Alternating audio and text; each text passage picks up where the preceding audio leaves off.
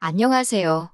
결혼을 약속했던 남자친구에게 큰 실망을 하고 파혼을 하게 된 30대 여성입니다.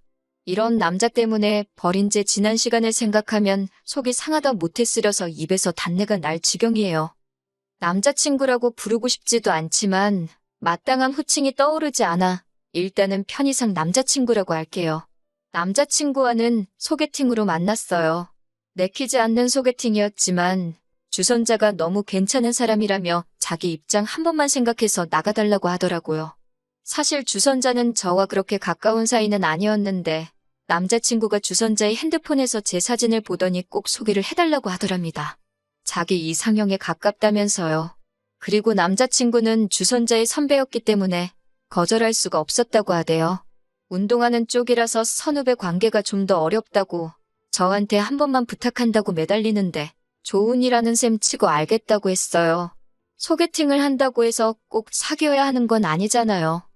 그렇게 만나게 된 남자친구는 키도 크고 체격도 좋고 솔직히 제가 여자치고도 작고 왜소한 편이라서 뭐랄까 저하고 반대인 이성에게 끌리거든요. 그래서 처음 남자친구에 대한 인상이 나쁘지 않았어요.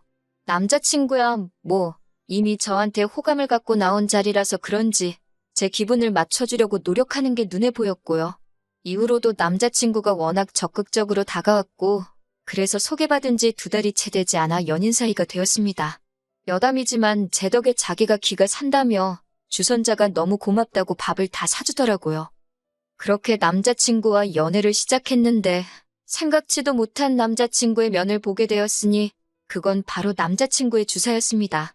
저도 대학교 다니고 사회생활하면서 주변인들로부터 여러 가지 다양한 주사를 많이 봐왔지만 남자친구의 주사는 제가 여지껏 본 것과는 좀 다르더라고요. 그건 바로 깨물고 꼬집기였어요. 그 큰 덩치를 한 남자가 술만 취하면 바로 옆에 누가 있건 간에 깨물고 꼬집고 그러더라고요. 특히 팔이나 손가락이나 심할 때는 허벅지를요. 그것도 가볍게 물었다 놓는 게 아니라 정말 입자국이 남을 정도로 멍이 들 정도로 깨뭅니다. 아무리 사랑하는 사이라도 그런 주사를 누가 좋다고 하겠어요? 더군다나 저 같은 경우 취해도 주사라고 해봤자 어디 구석에 가서 잠이나 자는 게 전부였지 절대로 남에게는 끼치지 않거든요. 아무튼 그래서 남자친구와는 연애 초반에 몇 번 술을 마시긴 했지만 이후로는 아예 술자리를 피했습니다. 고치라고 몇 번이나 말했지만 노력해도 안 된다고 하고 그리고 솔직히 술 취한 사람이 노력을 어떻게 하겠어요? 그냥 같이 술 안 먹고 술자리에도 못 가게 하고 그런 식이었지요. 그러다 작년 어버이날이었어요. 저는 본가에서 살고 있었지만 남자친구는 서울에서 자취를 하고 있었거든요. 서울에 있는 대학에 합격한 데다가 학과 특성상 학교에 오래 붙어 있어야 하던 탓에 자취를 시작했다고요. 그리고 그렇게 독립해서 살던 사람이 대학교 졸업을 했다고 다시 본가로 들어가는 게 쉬울 리가 없었지요. 어차피 직장도 서울에서 잡아야겠다 싶어서 그렇게 서울에 자리를 잡게 되었답니다. 참고로 지금은 생뚱맞게 인테리어 회사에서 일을 하고 있어요. 한편 보통은 어머님께서 남자친구 집에 종종 오셔가지고 반찬도 두고 가시고 청소도 하고 가시고 그러더군요. 지나가는 말처럼 남자친구가 저더러 어머님 오시는 날 맞춰서 자기 집에 오라고 그래서 얼굴도 투구하면 좋겠지 않냐고 하는데 몇 번을 거절했네요. 솔직히 결혼 이야기가 나오기 전까지는 남자친구 집에 가고 싶지 않았거든요. 친구 이야기라 제가 이렇게 말하긴 뭐한데 제 친구 중 하나는 자기가 무슨 우렁각시라도 된다고 생각을 하는 건지 남자친구가 출근하고 없는 집에 가서 쓸고 닦고 아주 그냥 정성도 그런 정성이 없더라고요. 아니 말이 좋아 정성이지 고생도 사서 한다 싶었지요. 뭐 제가 나설 자리는 아니라서 적당히 하라고 한마디 하고 말았지만요. 그러다 작년 봄 처음 결혼 이야기가 나왔습니다. 그리고는 얼마 지나지 않아 어버이날이 다가오니 남자친구가 이번엔 같이 인사드리러 가자고 하더라고요. 프로포즈까지 승낙한 마당에 안 간다고 하는 것도 좀 말이 안 되는 것 같아서 그래서 내려갔어요. 서울에서 차로 2시간쯤 거리더라고요. 제가 원래 참을미가 심하기도 하고 긴장도 돼서 그런지 가는 내내 속이 좋질 않았습니다. 그렇게 도착한 남자친구의 집은 평범한 가정집이었어요. 남자친구가 이제 보니 아버님을 꼭 빼다 닮았구나 싶을 만큼 아버님도 체격이 좋으시더라고요. 어머님은 아들이라면 껌뻑 넘어가는 분이셨고요. 남자친구 집 근처 맛집에서 회를 사서 갔는데 아버님이 이 좋은 날 술이 빠질 수 있겠냐며 어디선가 소주 몇 병을 가지고 나오셨습니다. 저는 속이 좋질 않아서 술은 마시고 싶지 않았는데 어른이 주시는 잔이라 거절하기가 어려웠네요. 반면에 남자친구는 자기 부모님이라 그런지 거침없이 들이키더라고요. 그러더니 그 주사가 어디 가나요? 옆에 앉아있는 저를 깨물고 꼬집고 난리가 났습니다. 그런데 어머님도 아버님도 말리기는커녕 괴로워하는 제 반응을 재밌어 하시더라고요. 어이가 없어서 저도 술도 꽤나 취했겠다. 에라 모르겠다. 너도 당해보라는 생각으로 남자친구가 저에게 한 것처럼 남자친구 팔을 꽉 깨물었습니다.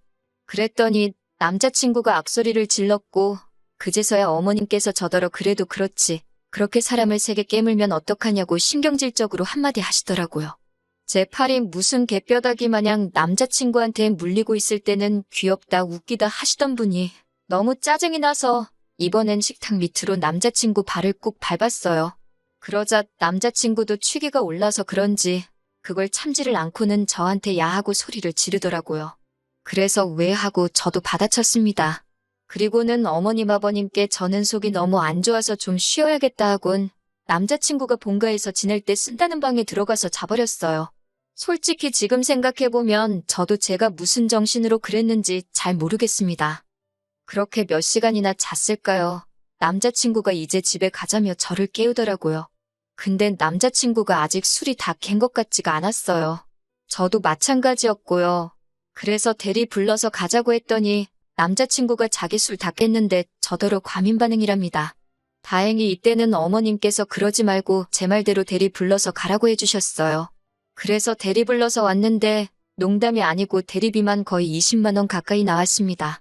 돈이 아깝기는 했지만 누굴 탓하겠어요. 그래도 어머님 아버님 댁에서 자고 오자고 안 하는 게 어디냐 그렇게 생각했습니다. 바보같이 눈에 씌인 콩깍지 때문에 그 와중에도 좋은 점만 보려고 했던 것 같아요. 이후로 저희는 천천히 결혼 준비를 해나가기 시작했습니다. 금전적인 부분부터 시작해서 제 생각과 다른 부분도 있었고 서로 직장 문제도 있어서 뭐하나 속 시원하게 진행되지가 않더라고요. 그리고 이것 때문에 남자친구와 조금씩 다투기도 했어요.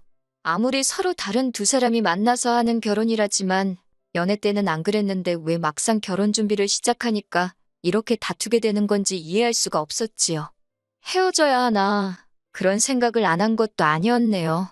하지만 늘 결정적인 순간에 남자친구가 먼저 미안하다 손을 내밀었고 저도 30이 넘은 나이에 이 사람과 헤어지면 다른 누군가랑 다시 언제 또 시작하나? 그리고 이 모든 과정을 또 반복해야 될 거라 생각하니 답답하기도 했고요. 그래서 남자친구가 손 내밀면 못 이긴 척 잡고 그렇게 버텼던 것 같아요. 다른 사람들도 별반 다르지 않을 거라고 스스로를 이해시키면서 말이에요. 한편 그러다 지난 늦은 가을에 저희 어머니가 큰 사고를 당하셨어요. 원래도 무릎이 안 좋으신데 계단에서 넘어지시면서 그대로 고꾸라지셔가지고 무릎이 완전히 나가서 수술하고 철심을 박으셨지요. 그뿐만이 아니라 어깨도 심하게 골절이 되었고요. 병원에도 꽤 오래 입원해 계셨습니다. 그런데 남자친구가 한 번도 얼굴을 안 비추더라고요. 저는 내심자진해서 남자친구가 먼저 언제 뵈러 가도 될 거냐, 건강은 좀 어떠시냐 하고 물어봐 주길 바랬는데 하다못해 틀에 박힌 안부 인사는 고사하고 저희 어머니가 입원을 하신 바람에 결혼 준비가 좀 늦어지는 것 같다고 서운해하더라고요.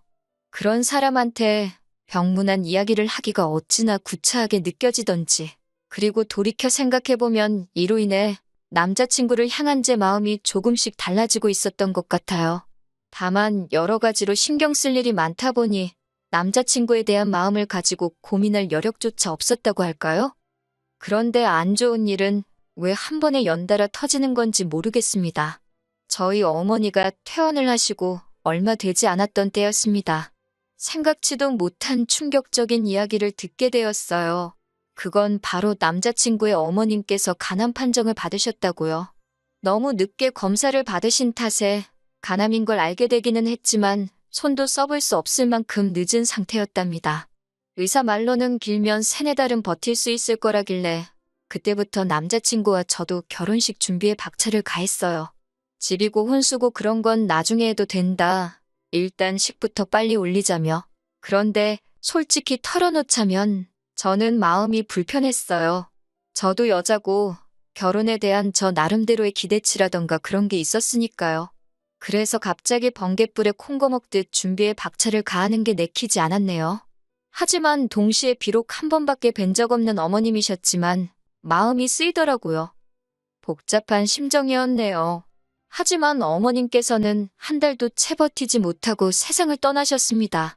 한 달은 마음의 준비를 하기에도 부족한 시간이었고 남자친구에게는 어쨌든 갑작스러운 일이었지요. 그렇게 어머님 장례식장에 저는 당연히 갔습니다. 회사에 휴가를 냈고 그렇게 3일 내내 남자친구 옆을 지키며 조문객을 맞았어요. 비록 결혼은 하지 않았지만 그게 마땅히 제 할 도리라고 생각했습니다. 저희 부모님께서도 안타까워하시며 부의금으로 50만 원 보내셨고요. 그렇게 장례식이 끝나고 한 일주일쯤 지났을 때였어요. 결혼 이야기는 다시 올스탑이 된 상황이었고요. 그런 와중에 하루는 늦은 밤이었는데 밖에서 고래고래 누군가 제 이름을 부르는 것 같더라고요. 그래서 내다보니 세상에 한눈에 봐도 남자친구가 고주망태가 되어서는 아파트 단지 내에서 그렇게 시끄럽게 저를 찾고 있는 게 아니겠어요? 제가 놀라서 뛰어내려갔습니다. 그랬더니 남자친구가 제 어깨를 딱 잡고서는 저더러 한다는 소리가 저희 부모님 후회할 거랍니다. 자기가 저랑 결혼하면 저희 부모님한테 어떻게 하는지 한번 두고 보래요. 저는 이게 무슨 소린가 제 귀를 의심했지요. 무슨 소리를 하는 거냐고 정신 차리라니까 어떻게 어머님 장례식에 저희 부모님이 안 오실 수가 있냐고 그래요. 하지만 저희 어머니는 수술로 인해 여전히 혼자 거동이 어려우신 상황이었고 아버지께서는 직장에 나가셔야 했으니 당연한 거 아닌가요?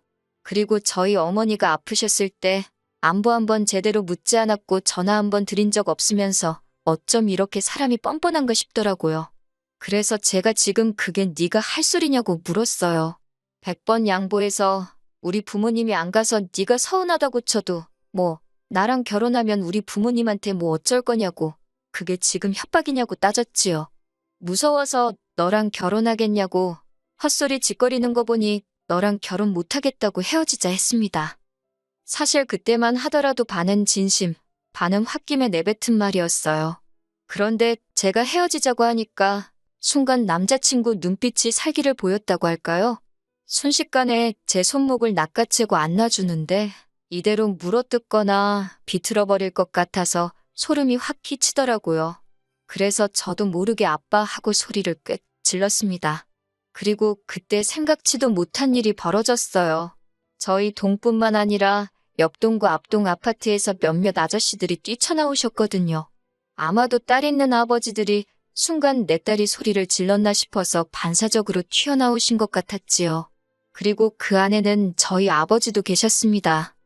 저희 아버지를 포함해 순식간에 모여든 중년의 아저씨들이 남자친구가 제 손목을 비틀다시피 잡아챈 걸 보고는 남자가 여자한테 뭐 하는 짓이냐며 당장 놔주라고 호통을 치기 시작하셨어요. 특히나 저희 아버지는 몸도 약소하신데 그럼에도 불구하고 당장이라도 남자친구를 때려눕히실 기세로 달려드셨지요. 그래도 다행히 아버지뿐만 아니라 주변 아저씨들까지 있으니 남자친구도 그 기세에 눌렸는지 더는 난리를 치지 않고 순순히 제 손을 놔주고는 슬금슬금 꽁무니를 내빼더라고요. 상황이 어느 정도 진정이 되고 나서야 아버지께서 경비 아저씨께 남자친구의 사진을 보여주며 상황 설명을 하셨어요. 아파트에 출입하지 못하게 막아달라고 부탁을 드렸지요. 그리고는 곧이어 아버지와 제가 자리에 계셨던 분들께 죄송하고 감사하다는 인사를 드렸습니다. 그러자 다들 저더러 조심하라고 한마디씩 해주시더라고요. 요새 제정신 아닌 인간들이 많다면서요. 다음 날 남자친구에게 미친 듯이 전화가 오기 시작했습니다. 문자도 오고 음성 메시지도 남겼더군요.